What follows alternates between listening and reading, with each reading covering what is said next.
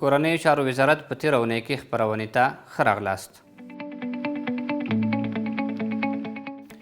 د کورنیو چارو وزارت اړوند سټاف کالج څخه 206 تنه عالی رتبه افسران، جنرالان او صاحب منصبان له مسلکي زده کړو وروسته فارغ شول. فراغت غونډې ته ورغلی میلمه د کورنیو چارو وزارت اداري مرستیال الحاج لوی پاسوال مولوي نورجلال جلالي و. د ظرفیت لوړونې قمندانۍ قماندان الحاج حافظ مولوي عبدالهادي منعم ټولو راغلو میلمنو ته د ښه راغلاست ترڅنګ له ټولو ګډونوالو محصلینو مننه وکړه چې د زده کړو په موده کې ډېر زحمتونه او ستړیاوې ګاللي.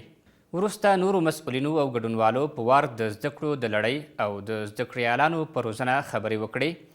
د کورنیو چارو وزارت اداري مرستیال الحاج لوی پاسوال مولوي نورجلال جلالي هم د پولیسو په لیکو کې په ښوونه او روزنه ټینګار وکړ او داسې زده کړې د ملي پولیسو د روښانه راتلونکي بیلګه وبلله. پاتې د نه وي چې د اسلامي امارت له بریا وروسته تر اوسه د ظرفیت لوړونې له کالج څخه له 1000 تنو څخه زیات کسان په بېلابېلو برخو کې له مسلکي زده کړو وروسته فارغ شوي او د زده کړو دا لړۍ په یاد مرکز کې لا هم روانه ده.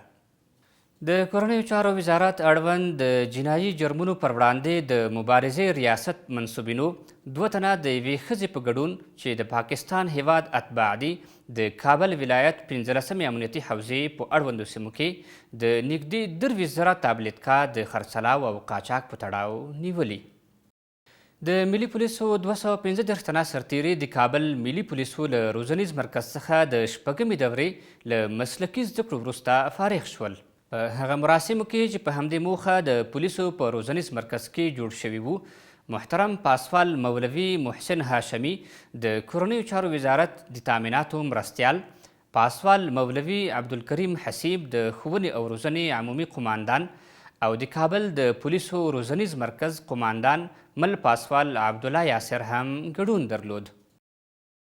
دا و د دې ونې مهم خبرونه. تر بیا چې ستاسې په خدمت کې حاضرېږو په لوی الله مو سپارو.